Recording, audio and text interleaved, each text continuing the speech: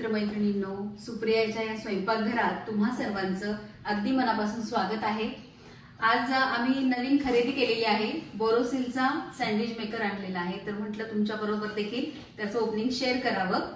तर यामध्ये म्हणजे असं फंक्शन आहे की आपण पूर्ण 180 डिग्रीला तो फ्लॅट करू शकतो, त्यामुळे आपण त्याच्यावरती ग्रिल सुद्धा करू शकतो आणि 90 डिग्रीला असल्यावरती सँडविच बनवू शकतो, म्हणजे दोन्ही प्रकारे त्याचा उपयोग होणार आहे। तर आपण आता त्याला ओपन करून पाहूया।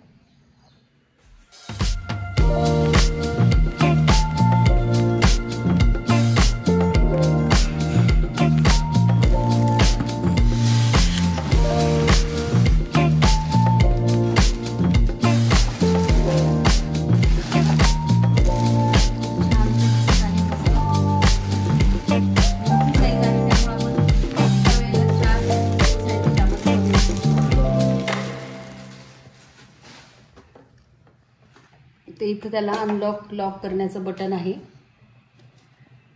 इथे परत एक स्लाइड बटन आहे की ते दाबून आपल्याला मागे घेता येतं। तर हे पहा 180 डिग्री पूर्ण फ्लॅट झालेला आहे तो,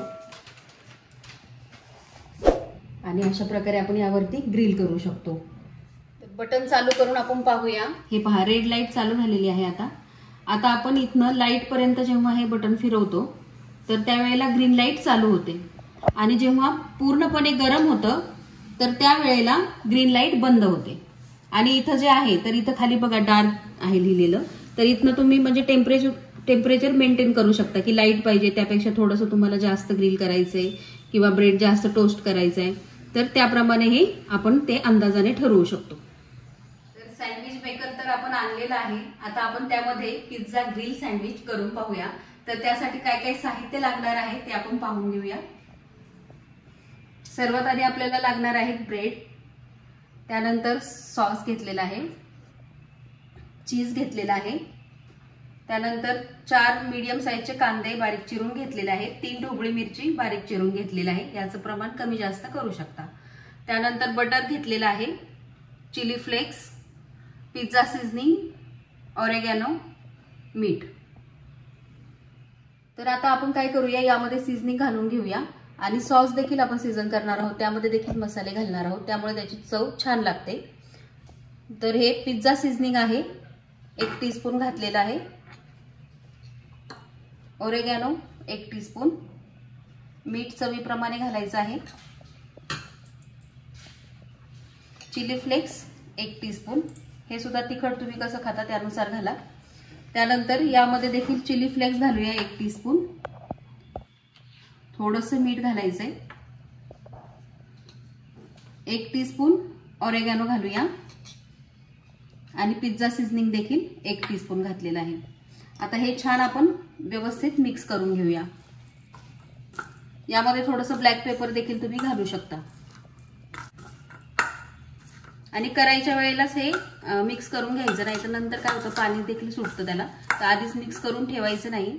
तर आपण कांदा, ढोबळी मिरची आणि सॉस यामध्ये सीझनिंग मिक्स करून घेतलेलं आहे। आता आपण सँडविच बनवून घेऊया। तर दोन्ही साईडला ब्रेडच्या स्लाइसला आपल्याला सॉस लावून घ्यायचा आहे। यानंतर आपण हे जे मिश्रण तयार केलेलं आहे ढोबळी मिरची कांद्याचं ते घालायचं आहे। यामध्ये तुम्हाला वाटलं तर हिरवी मिरची देखील बारीक चिरून तुम्ही घालू शकता।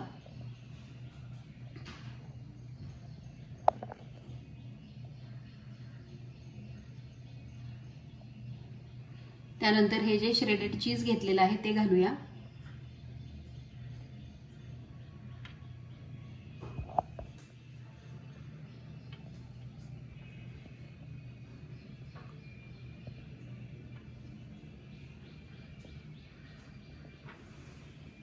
आता आपण सर्व काही साहित्य आतमध्ये लावून वरनं ब्रेड ठेवलेला आहे, त्यावरती आपल्याला बटर लावायचं आहे।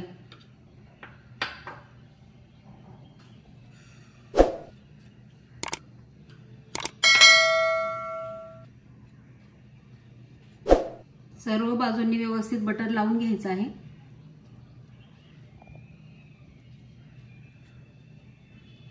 अशाच प्रकारे मी आता आणखीन 3 सँडविचेस बनवून घेते। तर ब्रेड सर्व तयार आहेत आपले। आता आपण हे चालू करूया। लाईट पेक्षा थोडंसं मी पुढे घेत आहे। आणि बटर लावलेली साईड खाली करून आपण हे सँडविचेस ठेवूया आतमध्ये.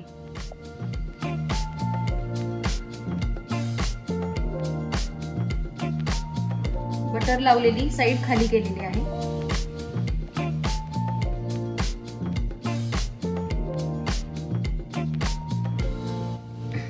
तर हे पहा 4 सँडविचेस आपले बसलेले आहेत त्यामध्ये.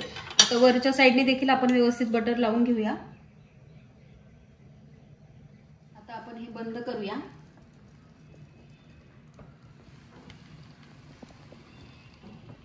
आणि ग्रीन लाईट जेव्हा बंद होईल त्यावेळेला आपलं सँडविच तयार होणार आहे. ग्रीन लाईट बंद झालेली आहे. आपण पाहूया आता आपलं सँडविच तयार झालंय का.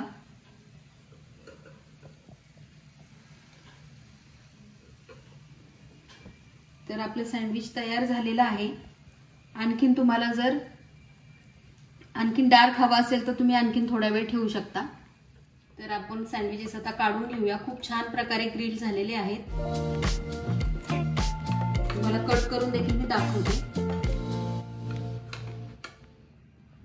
तर हे पहा चीज देखील छान मेल्ट झालेला आहे. आता आपण कट करू याला.